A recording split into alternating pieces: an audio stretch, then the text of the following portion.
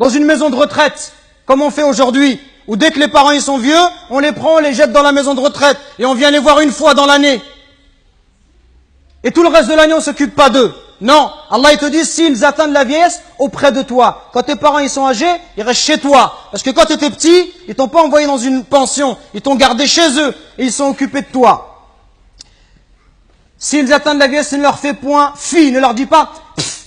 Ça, juste le fait de dire, mes frères et sœurs, comprenez bien ce qu'Allah il nous demande. Le simple fait de dire à son père, pff, ça c'est interdit. Que dire de celui qui se plaint et qui dit à son père ou à sa mère, tu comprends rien, mais c'est toujours pareil avec toi, mais ceci, mais cela. Allah il t'a interdit de juste dire pff. Et ne les brusque pas, mais adresse-leur des paroles respectueuses. Et par miséricorde, abaisse pour eux l'aile de l'humilité et dis, invoque pour tes parents, ô mon Seigneur, fais-leur à tout de miséricorde, comme ils m'ont élevé tout petit. Et il n'y a que lorsque tu seras toi-même un père de famille, ou lorsque tu seras ma sœur, une maman, que tu vas comprendre la valeur de ta mère et de ton père. Quand tu vas voir que la mère, pendant 9 mois, elle te porte et elle subit les difficultés. Elle subit des coups de ta part. Que lorsque tu nais, le jour où Allah t'a mis au monde, ce jour-là, ta mère, elle a l'impression qu'elle allait mourir, tellement les douleurs, elles sont intenses. Et les hommes, on ne sait pas de quoi on parle quand on parle de cela. Il n'y a qu'une femme qui peut l'expliquer. Quand ta mère, pendant 2 ans, elle t'a allaité, elle dormait pas la nuit. Pendant 2 ans, tu lui as perturbé son sommeil. Quand tes parents, à 4 heures du matin, ils sont levés pour aller travailler, pour t'acheter des vêtements.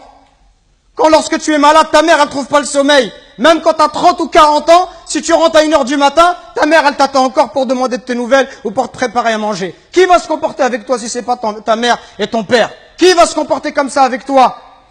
Et nous, on est gentils avec nos copains. À n'importe quelle heure, on répond à l'appel de nos amis qui nous demandent de l'aide, on les aide. Mais est-ce qu'on aide nos parents? Est-ce qu'on est à leur écoute? Est-ce qu'on leur donne du temps? Est-ce qu'on leur montre du respect? Les anciens, ils disaient, Zayd al-Abidin, le petit-fils de Ali ibn Abi Talib, il disait, on lui disait, toi, t'es quelqu'un de très bon avec tes parents, pourquoi tu manges jamais avec ta mère? Il dit, parce que j'ai peur, si ma mère, elle voit dans l'assiette quelque chose qu'elle a envie de prendre, et si je le prends avant elle, j'ai peur qu'Allah, il compte cela comme la désobéissance. Et il disait rien d'étonnant cela. Il disait, ceux qui ont vécu avant nous, ils considéraient comme un manque de respect envers les parents que d'habiter au premier étage et que de laisser habiter les parents au rez-de-chaussée. Regardez jusqu'où ça allait. Allahu Akbar. Le simple fait d'être au-dessus de sa mère, au premier étage, sa mère au rez-de-chaussée, ils considéraient ça comme un manque de respect.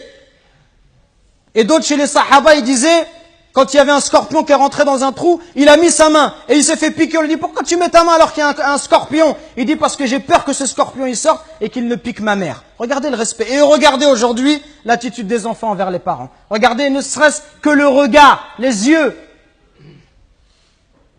Wallahi mes frères, si nos parents ils invoquent contre nous, wallahi c'est pour nous le malheur dans la vie d'ici-bas et dans celle de l'au-delà. Allah Azza wa Jal, par l'intermédiaire du prophète alayhi salatu wassalam, il nous dit qu'Allah il a interdit le paradis. Interdit le paradis à celui qui désobéit à ses parents. Donc attention mes frères, à ne pas causer du tort à nos parents, à ne pas leur manquer de respect, mais soyons plutôt à leur écoute, soyons plutôt bons, miséricordieux pour eux. Et ceux qui doivent le plus profiter de notre générosité, de notre douceur, notre bonté, notre bon comportement, les premiers à profiter de cela, ça doit être nos parents. Parce que viendra un jour où ils vont partir, et le jour où ils vont partir, tu vas regretter. Et tu vas dire, ah, si je pouvais encore faire du khair à mon père, si je pouvais encore faire du khair à ma mère. Nous récoltons vos dons pour la construction d'une nouvelle mosquée à Longjumeau. Walillahi alhamd. Barakallahu fikum. Qu'Allah il accepte ces dons de votre part. Et continuons, Inch'Allah. Et bi'idhnillah, dans pas longtemps, on espère avoir de bonnes nouvelles. Qumu ila salatikum yarhamni wa yarhamkumullah.